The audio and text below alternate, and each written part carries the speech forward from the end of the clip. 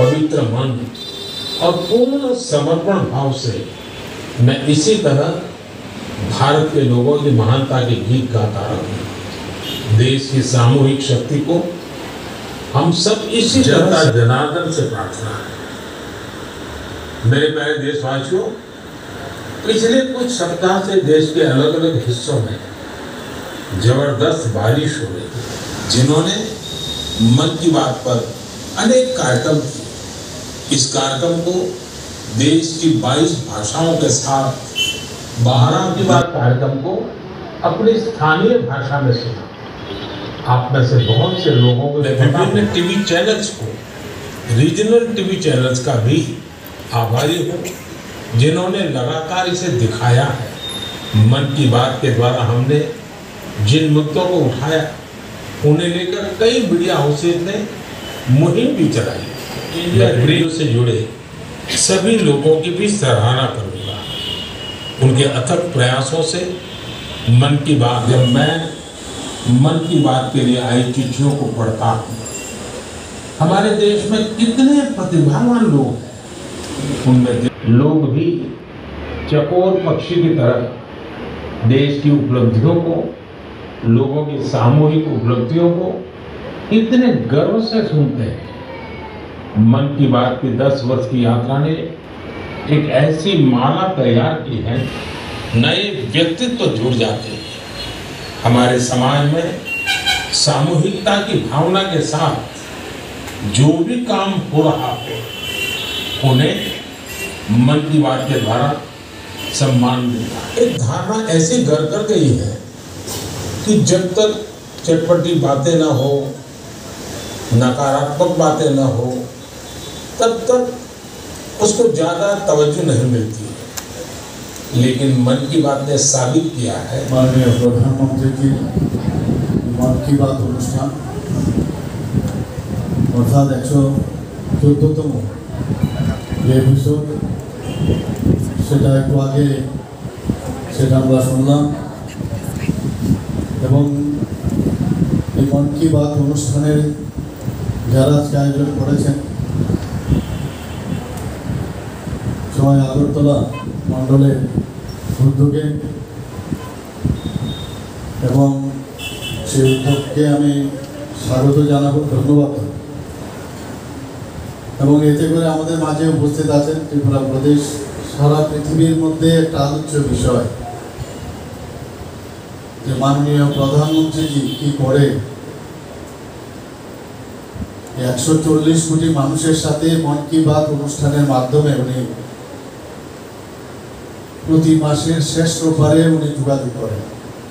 কোনো রাষ্ট্রপ্রধান কোনো দেশে এই ধরনের অনুষ্ঠান না কোনোদিন শুনেছেন, না এইভাবে মানুষের সাথে মানে যোগাযোগের যে একটা মাধ্যম সেই ধরনের কোনো সৃষ্টি করেছেন বলে আমাদের জানা নেই এবং সেটাই একটা আলোচ্য বিষয়। 2014 অক্টোবর মাস থেকে এটা শুরু হয়েছিল এবং আজকেও এটা চলছে এবং এখানে কোনো রাজনীতি নেই। মাননীয় প্রধানমন্ত্রীজি মন কি বাত অনুষ্ঠানে আমরা বিভিন্ন বিষয় আমরা সবসময় দেখতে পাই। উনি আমাদের আগামী 2 মাস সমানে এখানে যে পুজো অর্চনা হবে, দুর্গা পূজা এবং অন্যান্য কালী পূজা, দীপাবলি, সমস্ত সব জানেন। আগে উনি আমাদের শুভেচ্ছা জানিয়েছেন আর জানিয়েছেন যেন আমরা সুখে শান্তিতে থাকি। আমরা ভারতীয়ত্ব যে তথ্য, ভারতীয়ত্বর যে বিষয় সেটাকে সামনে রেখে, সনাতন ধর্মকে বিশ্বাস রেখে আমরা আত্মীয় স্বজন, আত্মীয় পরিবার, আমরা একজন যে জায়গায় আছি আমরা পরিবারের মতো মনে করে সমস্ত বসুধৈব কুটুম্বকম সবসময় উনি বলেন যে আমরা সারা ভারত, সারা পৃথিবী আমরা এক ফ্যামিলি, আমাদের এক ফিউচারও এক। তো এই যে বিষয় আমরাও আমাদের রাজ্যে সব মানুষ আমরা এক, সেটাকে সামনে রেখে 2 মাস সমানে আমরা সমস্ত রকমের আনন্দ উৎসবে আমরা মেতে উঠব, সেটাই উনি আমাদের কাছে রেখেছেন। এখানে বলা হয়েছে ত্রিপুরা রাজ্যের প্রধান সেবক আমি কিন্তু এখানে আমাদের ভারতবর্ষের প্রধান সেবক হচ্ছে নরেন্দ্র মোদী, চৌকিদার নিজেকে বলে। আমরাও ওনার পদাঙ্ক করে আমরাও এই কাজটা করছি। উনি যা বলছেন, উনি যে মার্গদর্শন আমাদের দেখাচ্ছেন, সেই দিশে আমরা করছি। এখানে স্বচ্ছ ভারত অভিযান, স্বচ্ছ ত্রিপুরা অভিযান, সেটা আমরা কিন্তু প্রতিনিয়ত এখন করছি। আমার মনে হয় এটাকে আরো বেশি কনসেন্ট্রেশন করে, আমি দেখেছি আমরা তো যখন নেতা নেত্রীরা আমরা যাই, সেটা তো একটা উপলক্ষ, কিন্তু প্রতিটা মানুষ যদি সবসময় এই বিষয়টা করে যে আমি আমার যে এরিয়া আছে সেই এরিয়ার মধ্যে আমি 1 ঘন্টা কমসে কম ওই জায়গাটা আমি পরিষ্কার রাখি, তাহলেই যথেষ্ট।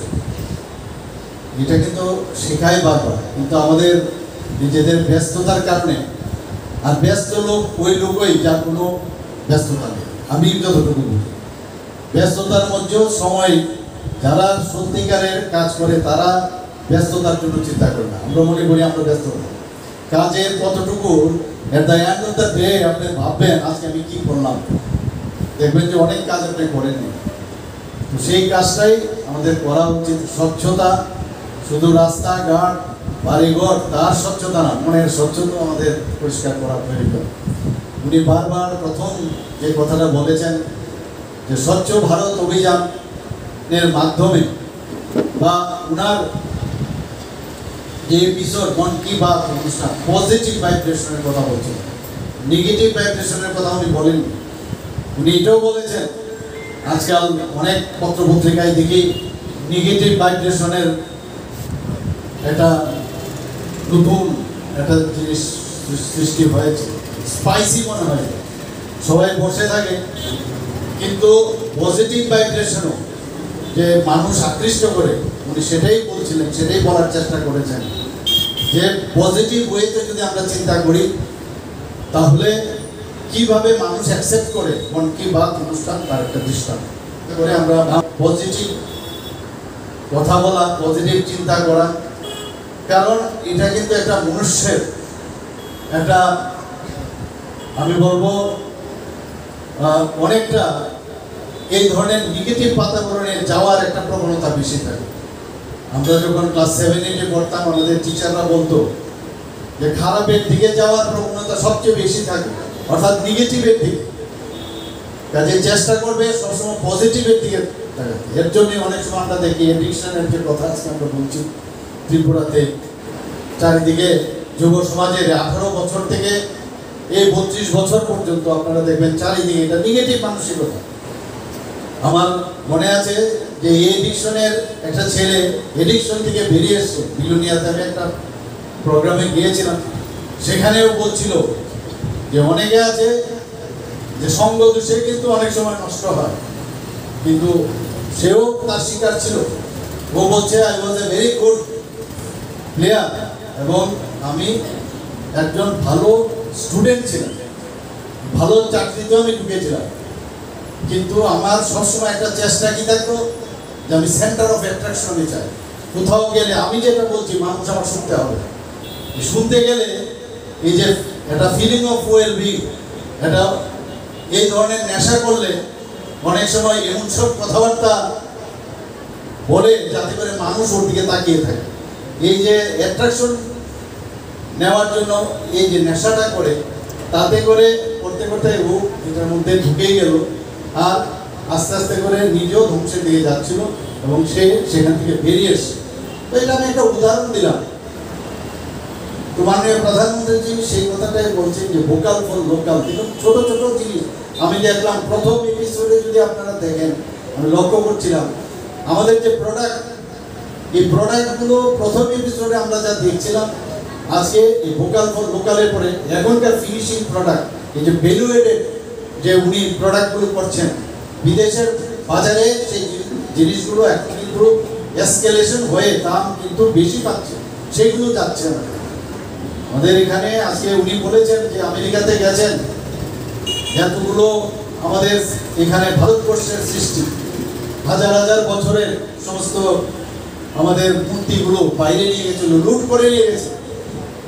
কিরকম রিলেশন থাকবে, কিরকম কনফিডেন্স থাকবে যখন উনি বললেন আমরা ফেরত চাই। এর আগেও কোহিনুরের কথা আমরা শুনেছি, লন্ডন থেকে সে কোহিনুরও সেখানে এসে আরো অনেক জায়গায় ভারতবর্ষে একটা সোনার খনি ছিল আমরা জানতাম, সেই জায়গার মধ্যে এখন সেখান থেকেও জিনিসপত্র দেখেছে। ভারত শক্তিশালী হচ্ছে, ভারত বলছে যে আমরা সবাই একসাথে থাকতে চাই।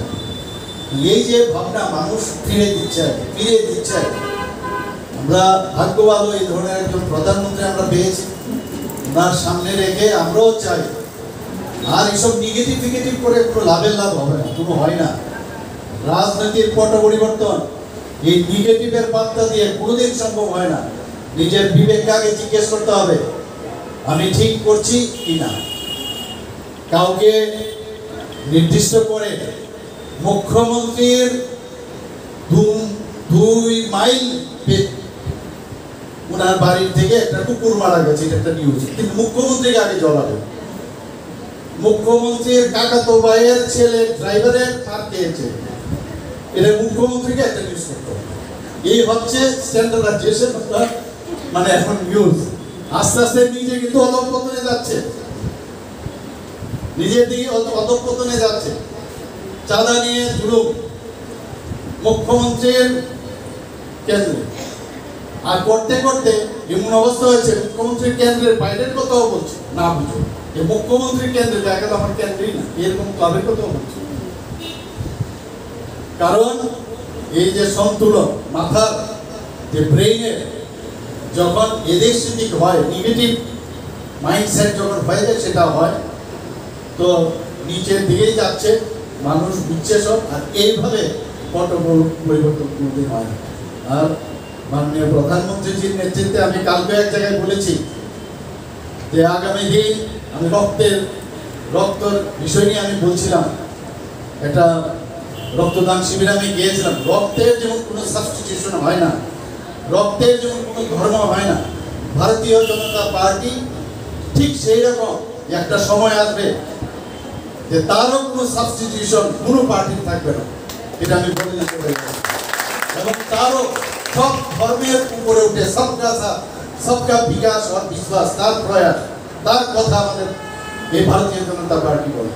হয়তো বা সাময়িক কিছু হতে পারে, কিছু সমস্যা হতে পারে। 35 বছর একই এখানে কমিউনিস্টরা যেভাবে আমাদের সংস্কার দিয়ে গেছে, আমি কুসংস্কার বলবো, সংস্কার তো দেয়নি, কুসংস্কার দিয়ে গেছে। একই দ্বারাই এই কংগ্রেস জোট তারাও দিয়ে গেছে। আমি বারবার বলছি কাউকে ছাড়া হবে না, সাবধান হয়ে যান, এখনো সাবধান হয়ে যান এবং বিচার ঠিক হবে। মানুষকে বিভ্রান্ত করার চেষ্টা করবেন না। মানুষের সাথে আপনাদের আর কোনো যোগাযোগ নেই। গোটা 10 লোক আছে, তারাই সাংবাদিক সম্মেলন করে, তারাই আবার দেখা যায় যে রাস্তায় নামে। আর ভারতীয় জনতা পার্টির এর মধ্যে আমাদের 6 লক্ষর মতো প্রায় আমাদের মেম্বার হয়ে গেছে। আমরা যদি কালকে বলি রাস্তায় নামো, তোমাদের টিকিট না গেলেও পাওয়া যাবে না। আপনারা এটা একটু চিন্তা করবেন। কারোর দিকে একটা আঙ্গুল আপনারা দেখাবেন, কিন্তু তার আগে 4টে আঙ্গুল আপনাদের দিকে উঠছে, এটা ভালো করে মনে রাখবেন। এইভাবে বিভ্রান্ত করার চেষ্টা করবেন না, পজিটিভ টক করুন। আমাদের দেখে শিখুন। আমাদের যখন এফআরের সমস্যা হলো, আমরা নিজে, আমি এবং আমাদের মন্ত্রিসভার সবাই, আমাদের সমস্ত জনপ্রতিনিধি, আমাদের পার্টির সমস্ত নেতা নেত্রী চারিদিকে দৌড়ে মানুষের কাছে গেছে। তাদের টিকিট না গেলেও পাওয়া যায়নি। যখন